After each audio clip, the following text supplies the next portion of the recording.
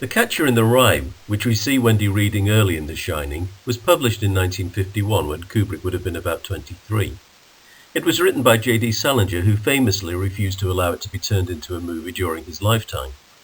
This was after seeing the result of his short story Uncle Wiggily in Connecticut, turned into My Foolish Heart by Mark Robson in 1949. In this, a badly miscast Dana Andrews plays a B-25 gunner killed in a plane crash, much like Spencer Tracy was in A Guy Named Joe. Interestingly, Uncle Wiggily gets a single, easily overlooked mention on page 7 of King's The Shining. Its connotations are, however, different to the Uncle Wiggily of Salinger's story. Nonetheless, maybe the fact that they sounded alike triggered an idea in Kubrick's head about using Salinger's more famous story. Or maybe the reason it's there was actually Salinger's refusal to allow it to be filmed. Apparently that disappointed a number of the Hollywood glitterati as youngsters, including Brando, DiCaprio, Tobey Maguire, and indeed our very own Jack Nicholson. Perhaps Kubrick saw an opportunity to let him play his role monkey of the past in the same way that he gave him an advanced taste of playing Eugene O'Neill. But its presence might also be quite simply because the novel appears to have meant a good deal to Kubrick too. The Shining was not the first time he quoted from the book. In a reminder of Dr. Strangelove, at one point in the novel, Holden Caulfield exclaims, "Anyway, I'm sort of glad they've got the atomic bomb invented. If ever there's another war, I'm going to sit right the hell on top of it." But irrespective of what inspired its usage, the novel is indisputably there, and so the purpose of this video is to assess how the work may inform Kubrick's film. Now, a short video like this cannot give a complete rundown of everything in the book, so I just intend to focus on character and narrative overlaps in a similar way to my earlier comparison of Jack Torrance and Eugene O'Neill. And in doing that, if I got beyond the first page without stopping and saying, "Whoa," then I wouldn't have been doing the job thoroughly enough. The phrase which stands out on that page is, "I'll just tell you about this madman stuff that happened to me around last Christmas before I got pretty run down and had to come out here and take it easy." Now, we instinctively know that the film also takes place somewhere around the December time frame, but neither The Shining nor The Catcher in the Rye are explicit about their timelines. Perhaps they're both worth a bit of investigation as a starting point. We'll do the movie first. At face value, the timeline of The Shining appears to be based on a simple, sequential plot narrative, clearly defined by the intertitles Kubrick gives us. But from these, can we work out a definitive timeline by putting dates to the days? Perhaps deciding the year it takes place would be a good starting point. I suspect it must be 1978, as the Playgirl and New York Review of Books date from January and May of that year. Also, in the Kubrick archive is a prop, a letter, used by Ullman during the interview. It's dated the 5th of May 1978. It's consultable on Lee Unkrich's website at the address below. So, if the magazines and dated letter are accurate indicators, then we can assume that the interview sequence happened in mid-May 1978. During the interview, Ullman tells us that the annual closing day for the hotel is October the 30th. In 1978, that was a Monday. From there we can extrapolate that a month later, the 30th of November, fell on a Thursday, that Tuesday was the 5th of December, and so on. If correct, The Shining culminates during what appears to be a sleepless period starting on Wednesday the 13th of December 1978, during the 7th week in the Overlook. Of course, if the year is different, then the dates will vary. But if the calculation is right, what significance might there be to the specific reference in the film to the 13th of December 1977? As concerns the year The Catcher in the Rye takes place, the 17-year-old Caulfield tells the reader that the incidents in the book happened when he was 16 years old. They started on the Saturday before the Wednesday when his school was due to commence its Christmas vacation period. They finished 2 days later, on the Monday. He also tells us that he was 13 years old when Ali, his younger brother by 2 years, died on the 18th of July 1946. So, Holden must have been 14 on the 18th of July 1947, 15 on the 18th of July 1948, and 16 by the 18th of July 1949. The problem is that he could have turned 16 at any time from the 19th of July 1948 to the 17th of July 1949. The implication of that being that The Catcher in the Rye could have happened in either 1948 or 1949. Let's assume then that he turned 16 in the latter half of 1948, but before the events of the novel occurred. In 1948, Christmas Day fell on a Saturday. Pensy Prep was due to break up for vacation on a Wednesday, and as a private school, this would probably have been Wednesday the 15th of December 1948. Assuming that date, it implies that Holden quit Pensy on Saturday the 11th of December and finished his adventures on Monday the 13th of December 1948. But here's a thought implicit in the first bullet which might make the 13th of December 1977 date in The Shining more meaningful. Remember that The Catcher in the Rye is told in retrospect. So there appears to be a good deal of similarity in the timelines of both works. So what else might be relevant? Well, the edition Wendy is reading is by Bantam Books, and it's easy to see that she has folded down the corner of a page about halfway through. In fact, although the page number is indistinct, discerning the page layout is relatively easy. On examination, it must be page 133. It's a point in the story when Holden Caulfield is coming to the end of his Sunday afternoon date with Sally Hayes. Holden's date with Sally starts at 2 o'clock on the Sunday, when they agree to meet under the clock at the Biltmore Hotel. Like the easily overlooked mentions of Uncle Wiggily and Eugene O'Neill, the New York Biltmore Hotel also gets a very brief mention early in Stephen King's novel, when Bill Watson refers to its reputation. There is no direct mention of it in the film, but Kubrick made an indirect reference to the hotel chain in his interview with Michel Simon. He stated that the Red Washroom was inspired by a Frank Lloyd Wright hotel in Arizona. Wright only worked on one in the state, and that was primarily the work of Albert Chase MacArthur. It was the Phoenix Biltmore. Moreover, according to Wikipedia, the Los Angeles Biltmore had a restaurant called the Gold Room, which is of course the name of the Overlook's restaurant. That also doubled as a speakeasy, which the Overlook in King's novel must have done too, as even President Harding had ordered beers there. Incidentally, it might be of interest to note that the chain was actually called Bowman Biltmore Hotels, and that Dave Bowman was the name of the lead character in 2001: A Space Odyssey.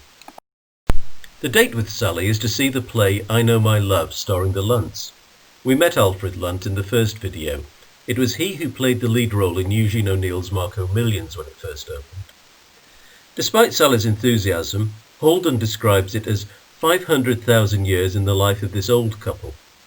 Exaggerating time is something he does on a number of occasions.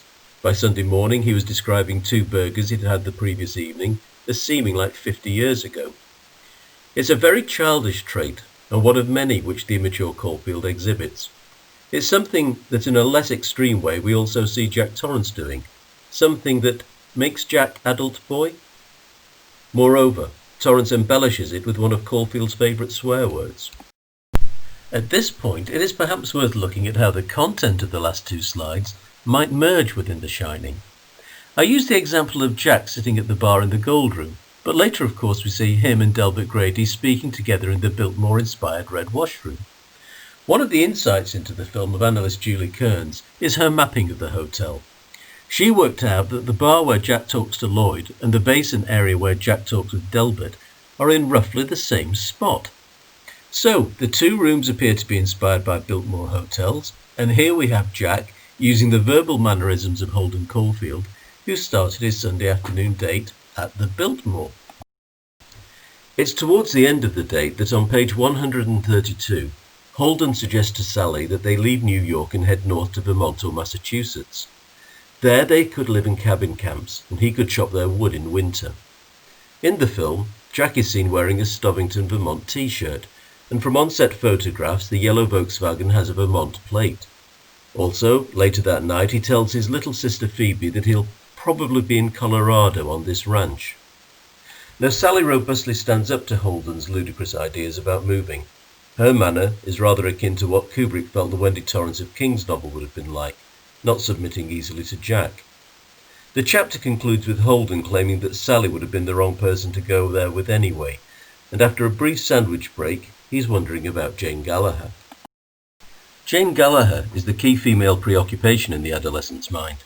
He said he wouldn't call her strictly beautiful and referred to her as muckle-mouthed because her mouth was always just a little bit open, especially when reading. And Jane was always reading, and she read very good books.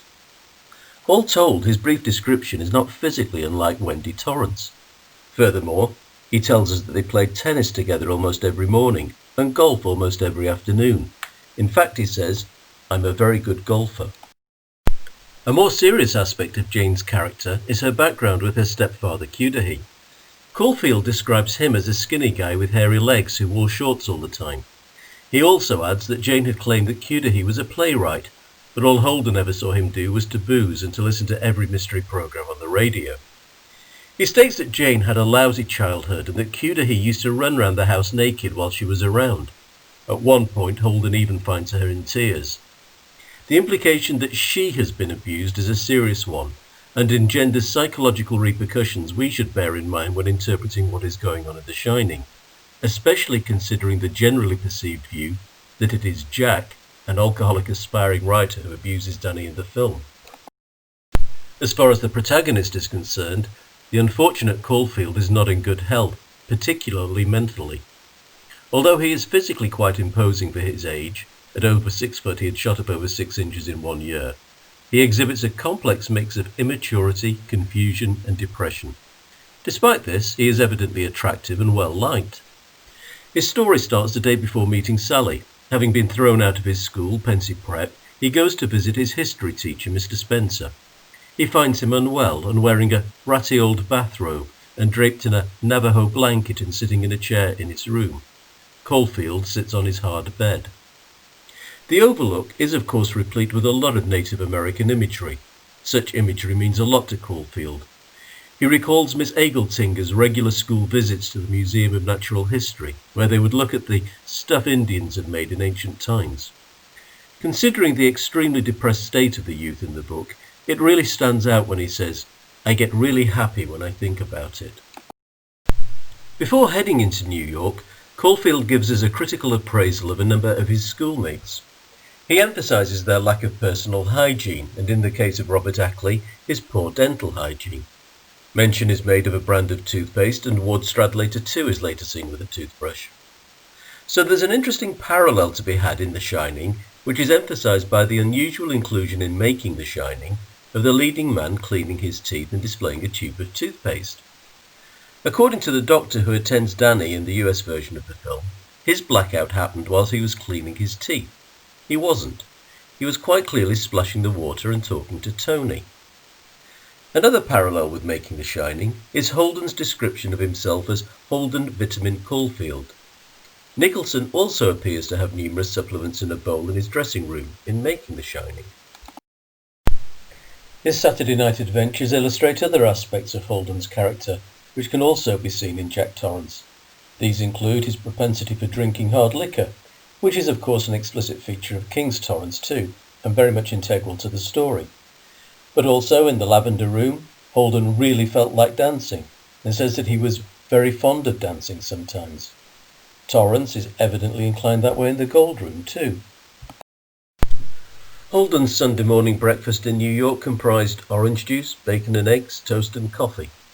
While it might be a highly common combination, these are also exactly the ingredients which Wendy serves Jack in bed in the A Month Later scene. But maybe Jane Gallagher isn't the only one to harbour a sexual secret. Despite being both attractive to and attractive to girls, Caulfield appears to exhibit a certain sexual ambivalence. Before leaving school on his adventure, he watches his roommate Ward Stradlater shaving himself twice to look gorgeous. He thinks of him again later that night, having seen a transvestite from his window in the Edmont Hotel, and there are numerous mentions of flits in the narrative, albeit often with negative connotations. How might that translate to The Shining? Well, of course, we famously see Jack Torrance reading a January 1978 copy of Playgirl in the Overlook reception during closing day. It contrasts to the Playboy we would more usually associate with Jack Nicholson, which we see in Making The Shining. In turn, this also harks back to Kubrick's famous Playboy interview and the magazine Slim Pickens was reading in Dr. Strangelove. So just what is going on with The Catcher in the Rye and The Shining? There are evident overlaps, the timelines are incredibly similar, both works contain geographical references to Vermont and Colorado. Wendy, who we actually see reading the book, and Jack both exhibit characteristic traits of Jane and Holden. Wendy even appears to physically resemble Jane. So might Kubrick be using Jane and Holden to provide some background material to overlap and bolster Wendy and Jack's character makeup? a bit like Millie Lamoureux and Eugene O'Neill appeared to do? And are those inferred hidden sexual secrets relevant? Might they contribute to what is going on in The Shining? Jane was probably the victim of abuse, and Holden appeared to exhibit bisexual tendencies. Now you might argue, with some justification, that from a book of over 200 pages, I've been highly selective about what I've chosen to present. I would counter that that was inevitable in a short video. Hopefully though, I've given you just enough for now to convince you that there is some relevance to all this. And also hopefully, by the time we've discussed psychology in The Shining, you'll see just how important Jane really is to the story. So thank you for viewing this presentation. I hope the content was of interest, even if the production values left something to be desired. I'm afraid I'm not too gifted in that area. Also, please remember that this is just one small facet of the puzzle that is The Shining. To learn more, you'll need to follow the breadcrumbs, as it were, and view further presentations. So if you're interested in doing that, please remember to like, subscribe and share this one. Thank you.